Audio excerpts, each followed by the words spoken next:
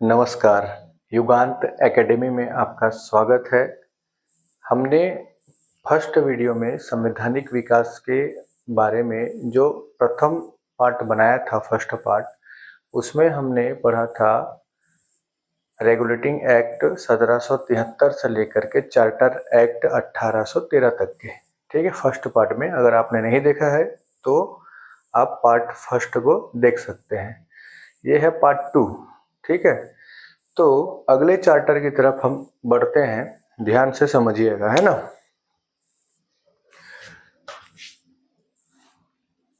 Act का नाम है 1833 का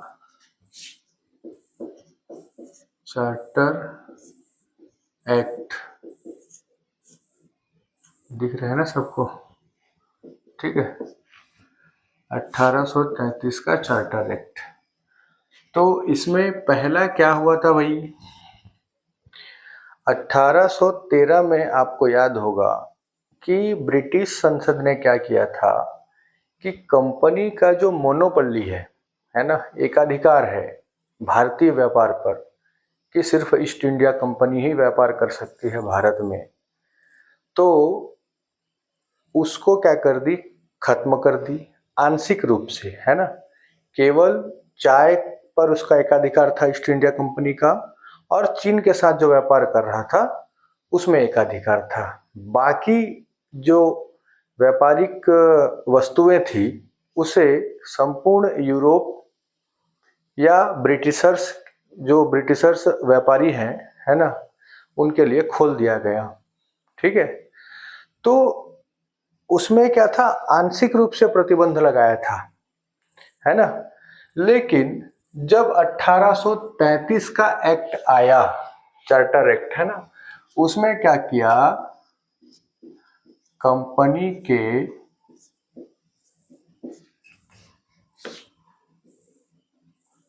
संपूर्ण व्यापारिक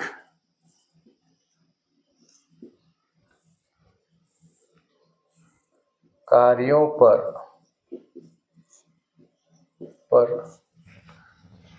प्रतिबंध लगा दिया।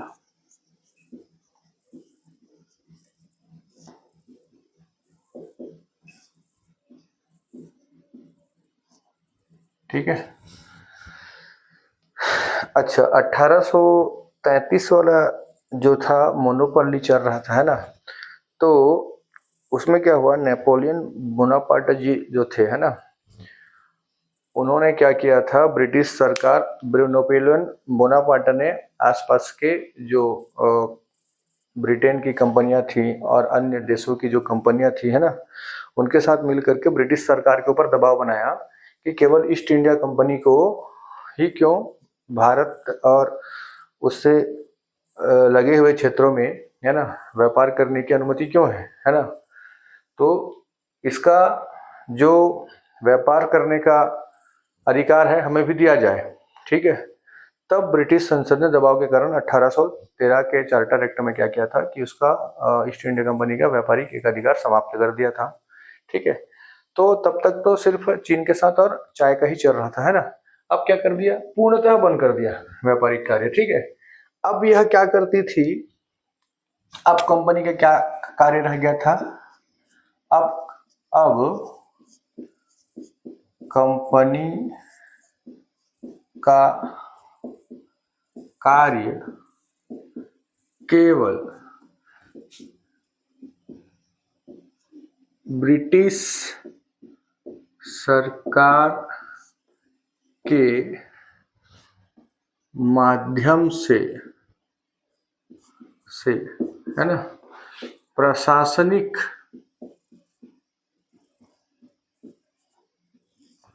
कार्य करना था।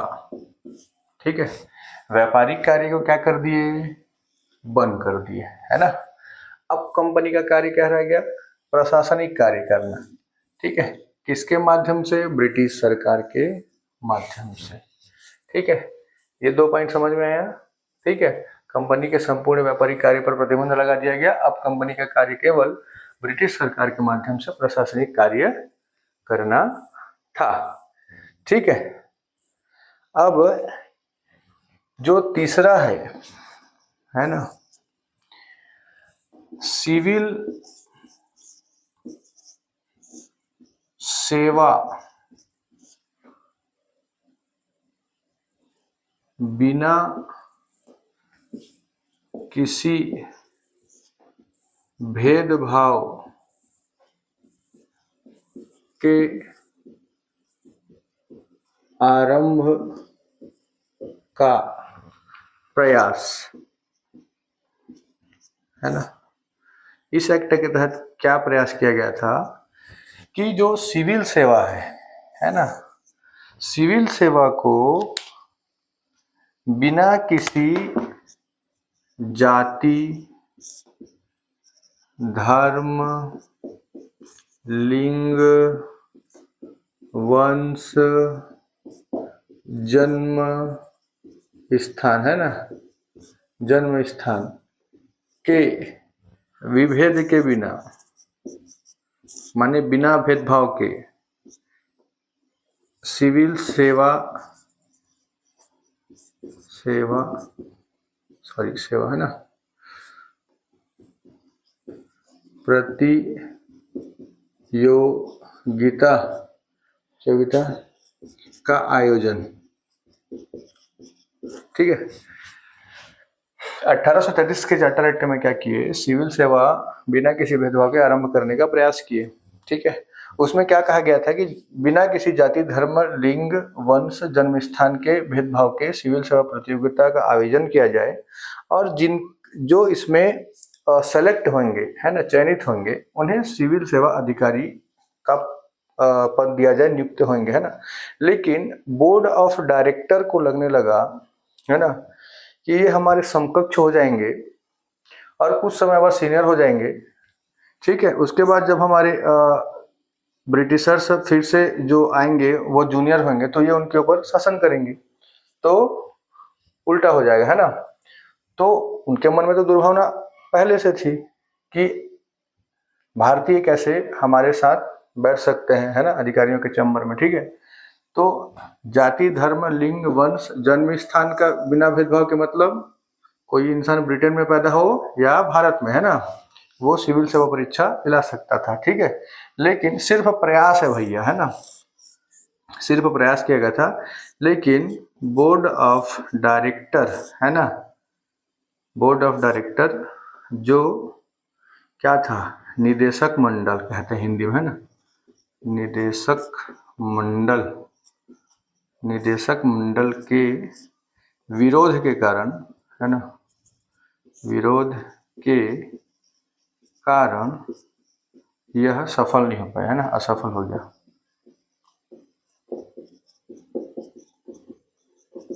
ठीक है। इतना समझ आ गया। चौथा जो पॉइंट था वो था दास प्रथा का उन्मूलन,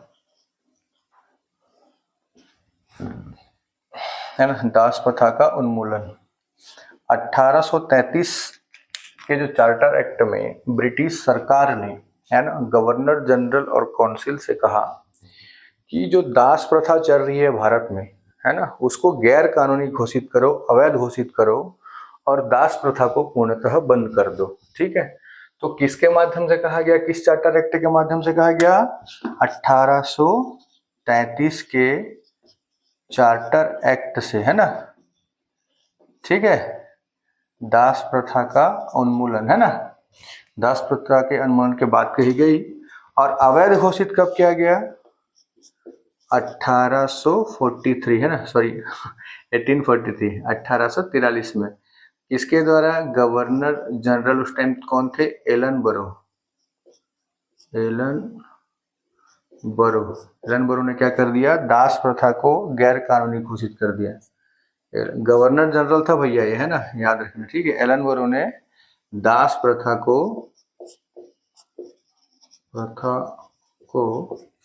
अवैध घोषित कर दिया, है ना। दिख रहा है कि नहीं दिख रहा है पता नहीं कैमरा में, है ना। अवैध घोषित कर दिया,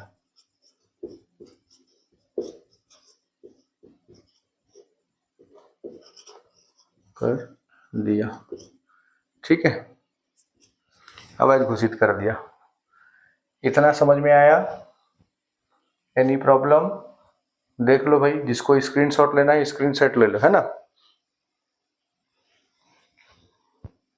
ठीक है। मिटाओ, इतना समझ में आ गया होगा ना, ठीक है, मिटाते हैं ना। सॉरी, और एक बार देखेंगे।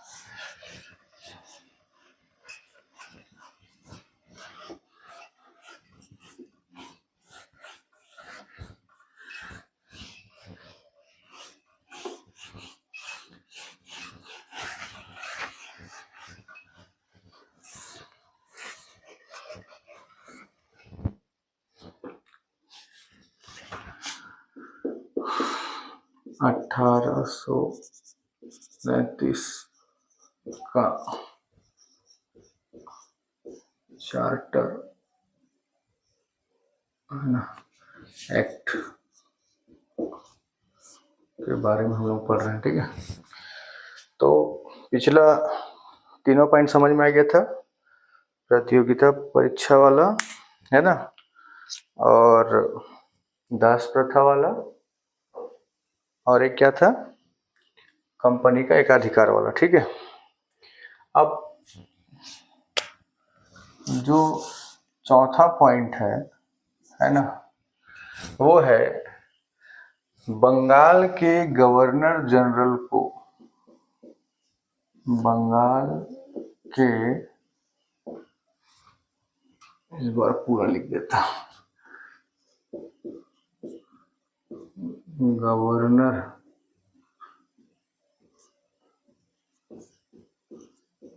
जनरल को संपूर्ण भारत का, या भारत का, है ना, भारत का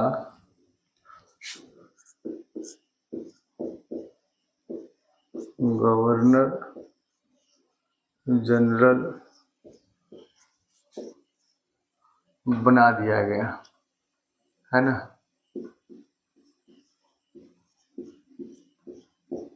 गया, ठीक है। और इसे क्या कर दिया गया, विधायी शक्ति प्रदान कर दी गई, है ना। पांचवा पॉइंट लिखो, संपूर्ण भारत के लिए विधि बनाने का अधिकार किसे, गवर्नर जनरल और उसके काउंसिल को, है ना, ठीक है। भारत के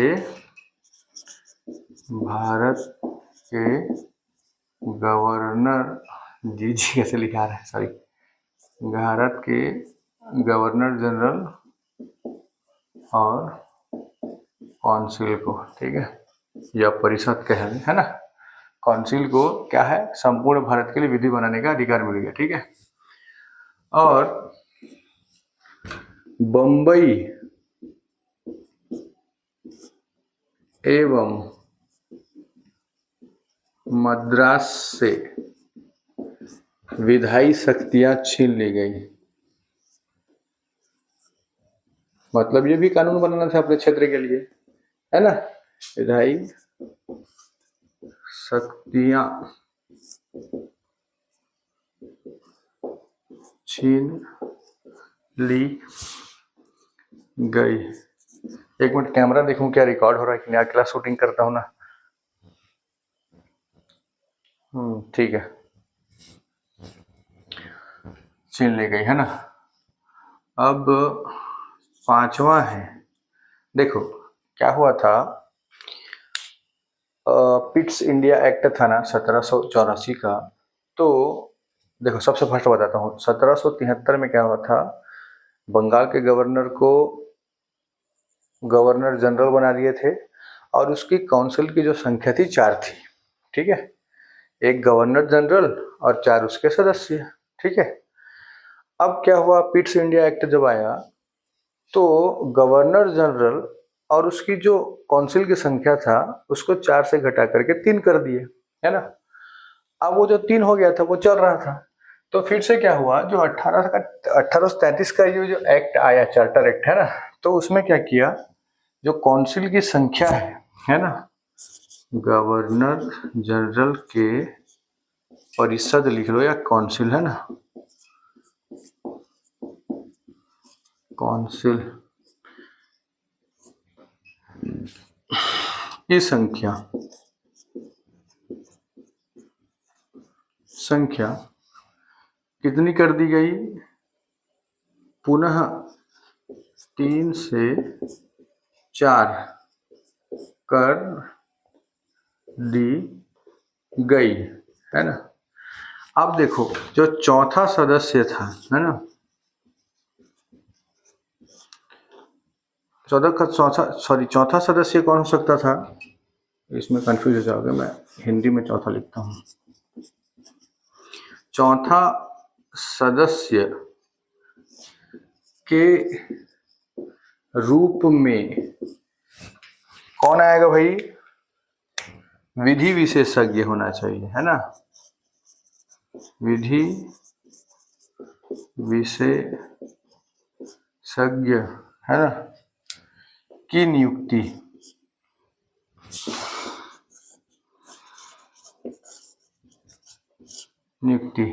की बात कही गई।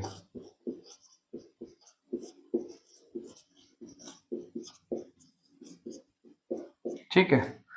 अब जो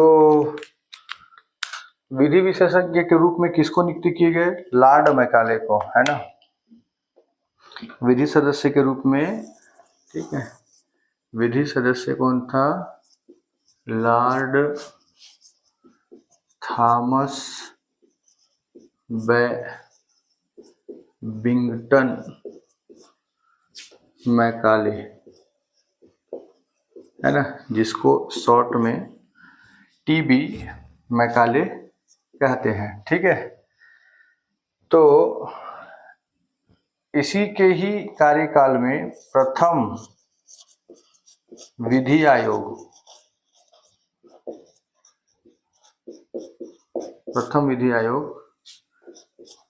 1834 में स्थापित हुआ, ठीक है। प्रथम विधि आयोग कब स्थापित हुआ, 1834 में, ठीक है। और स्वतंत्र भारत का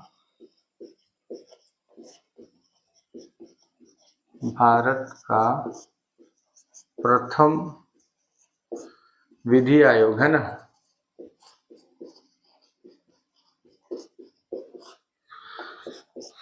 1955 को, ठीक है, 1955 को हुआ। इसके जो अध्यक्ष थे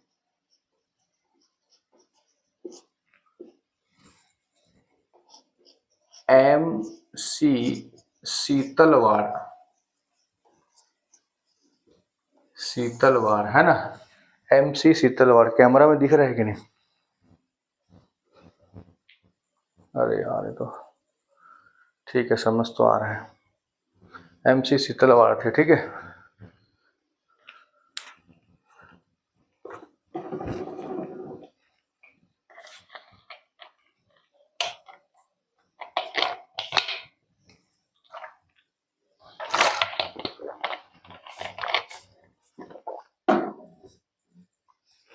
MC शीतलवाड़ थे। अच्छा, अभी कौन सा विधि आयोग है, 23वां विधि आयोग, है ना, 1 सितंबर 2024 से 1 अगस्त, है ना, अगस्त 2027, 3 वर्षों के लिए होता है। अध्यक्ष कौन है अभी? दिनेश माहेश्वरी, ठीक है। अभी वर्तमान अध्यक्ष कौन है? दिनेश माहेश्वरी। दिनेश माहेश्वरी है वर्तमान अध्यक्ष, ठीक है। इतना हो गया। हाँ, अब देखो, गवर्नर जनरल और उसकी काउंसिल को विधि बनाने का अधिकार तो दिए, है ना। तो इससे पूर्व जो विधि बना था उसे नियामक कानून कहे। नियामक, नियामक कानून। और इसके जो बाद कानून बनेगा उसको कहेंगे एक्ट या अधिनियम। अधिनियम, ठीक है। कैमरा में थोड़ा सा वो हो रहा है कि लाइटिंग टाइप सा उतना स्पष्ट नहीं दिख रहा है, थोड़ा एडजस्ट कीजिए। नेक्स्ट वीडियो से इसको बेटर करने का कोशिश करूंगा, है ना। ये समझ आया कि आप लोगों को चौथा सदस्य मैकाले को जोड़े गया, ठीक है। प्रथम विधि आयोग उसी 1934 को 1834 को स्थापित किया गया। स्वतंत्र भारत का प्रथम विधि आयोग 1955, है ना, 1955। अध्यक्ष MC शीतलवाड़ जी, है ना। और अभी के हैं ये दिनेश माहेश्वरी जी, जो सुप्रीम कोर्ट के, है ना, सुप्रीम कोर्ट के रिटायर्ड जज हैं, जज या न्यायाधीश, ठीक है। इतना समझ में आ गया? आया कि नहीं आया? स्क्रीनशॉट ले लो एक बार, स्क्रीनशॉट ले लीजिए।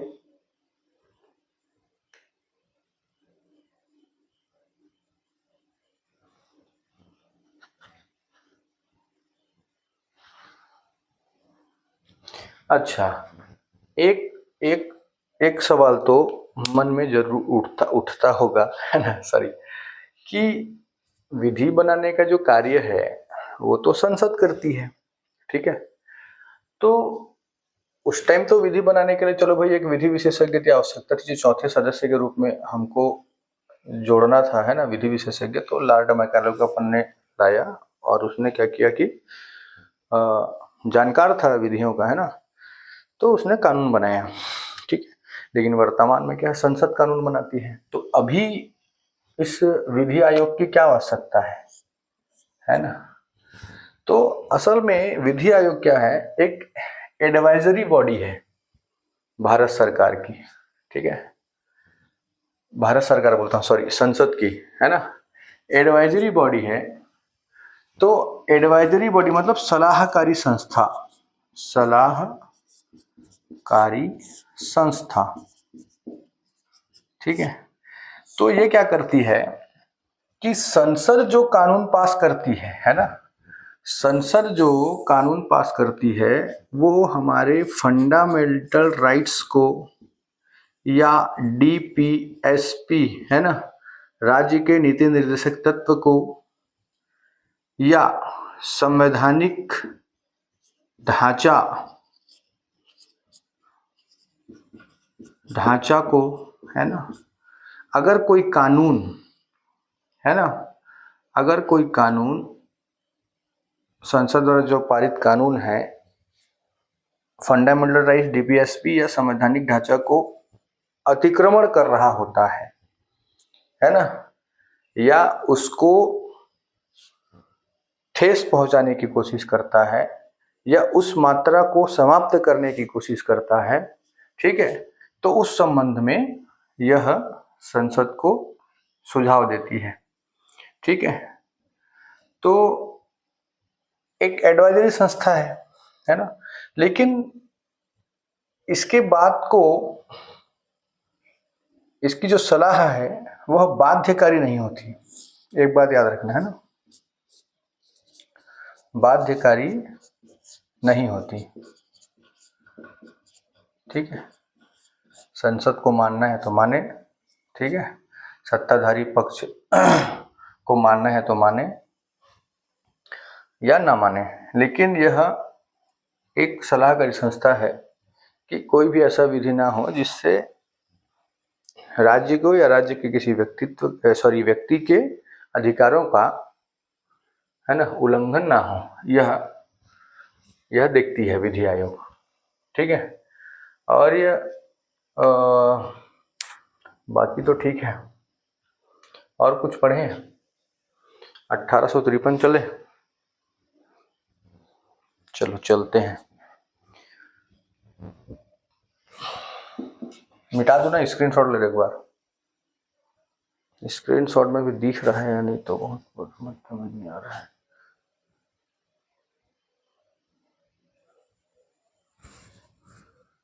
अब दिखा क्या?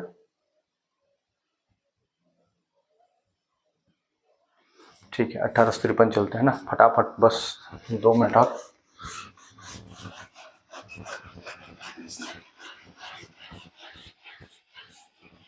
वो नियामक कानून और एक्ट वाला याद रखना भैया, है ना।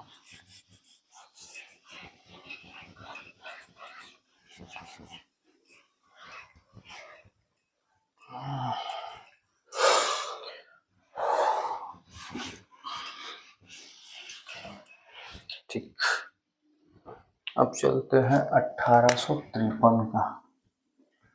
ठीक है, 1853 का चार्टर एक्ट, यह अंतिम एक्ट था, है ना, अंतिम चार्टर एक्ट था।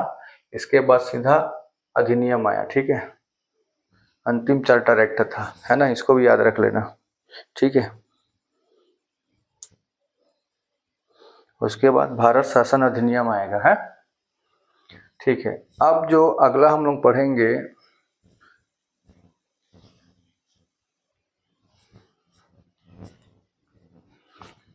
यहाँ है, इसको मैं ढूंढ रहा हूँ, थोड़ा सा चमक रहे ना, इसको साफ कर देते हैं, ठीक है ना, ठीक है। इसका पहला प्रावधान था कि गवर्नर जनरल, है ना, बहुत प्यास लग रहा है मेरे को आज जोर से।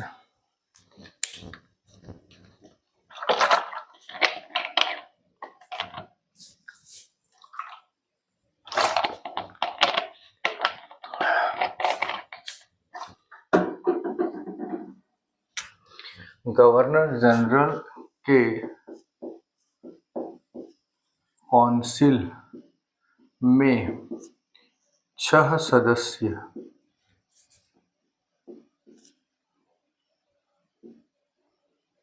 अतिरिक्त जोड़े जाने का प्रावधान।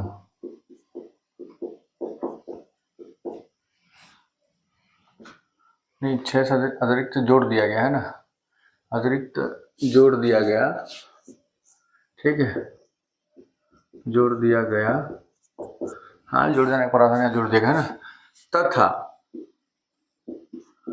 2 अन्य अतिरिक्त सदस्य जोड़े जाने का प्रावधान, ये है ना।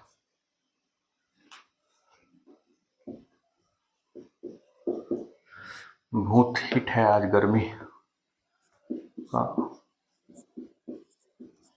प्रावधान, ठीक है। अब देखो, गवर्नर जनरल के, है ना, गवर्नर जनरल प्लस उसके 4 सदस्य थे, 4 मेंबर, है ना। उसके बाद ये 6, है ना, प्लस 06 प्लस 2, कितने हो गए? 6 4 10, 10 2 12, ठीक है। अब कुल 12 सदस्य हो गए। इसी 12 सदस्यीय गवर्नर जनरल एवं उसके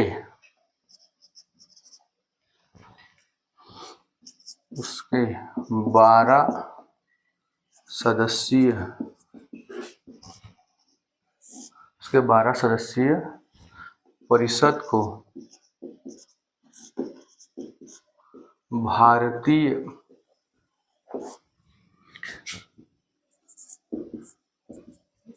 केंद्रीय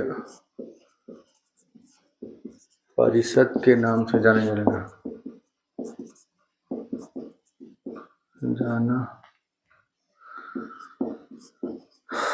जाने लगा। ठीक है। अब इसमें जो 6 सदस्य थे, है ना, तीसरा गवर्नर जनरल के काउंसिल के 6 सदस्य, बंगाल के चीफ जस्टिस एक हुआ। ठीक है। फिर वहीं के एक न्यायाधीश, ठीक है, कलकत्ता उच्च न्यायालय के। ठीक है। उसके बाद बंगाल, मद्रास, बम्बई और आगरा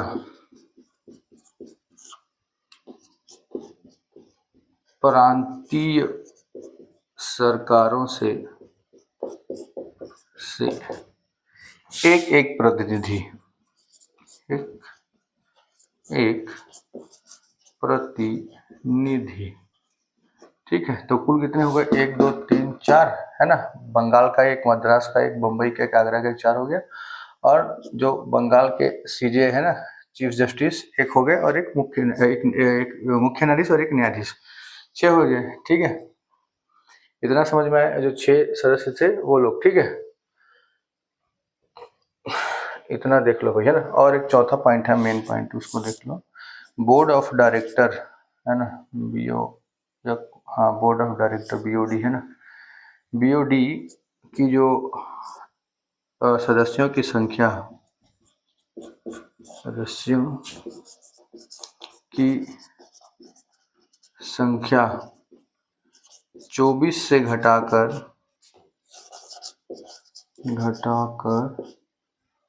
18 कर दी गई।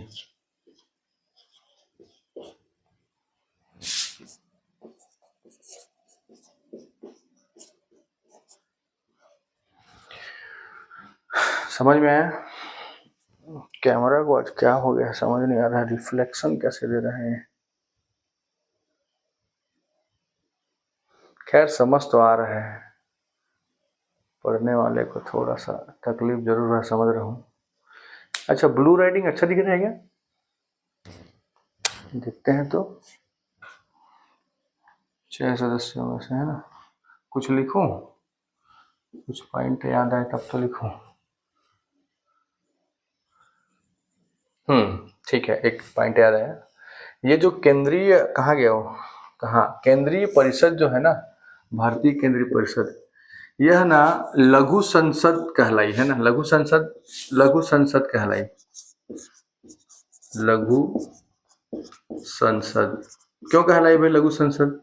क्योंकि यह भारत में वही कार्य करती थी जो ब्रिटिश संसद, है ना, ब्रिटेन में करती थी।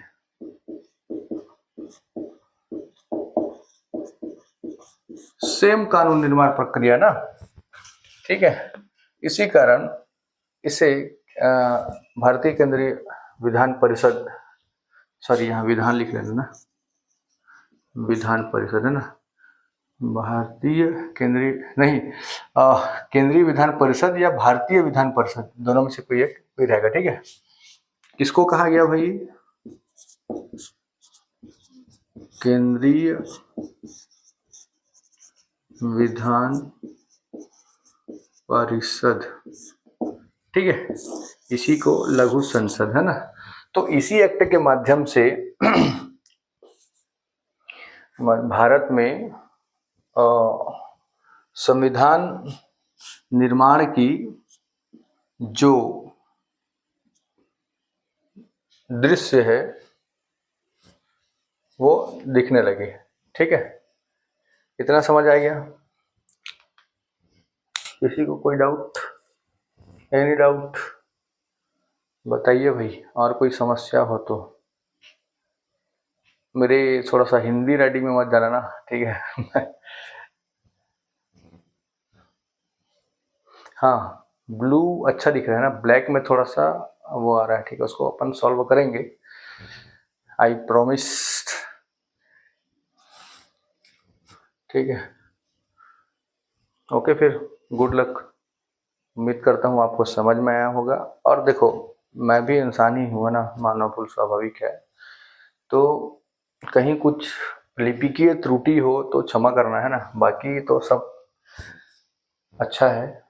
अगले बार से जो रिफ्लेक्शन आ रहा है ब्लैक इंक में, उसको ठीक करूँगा। धन्यवाद, लाइक कीजिएगा। Thank you.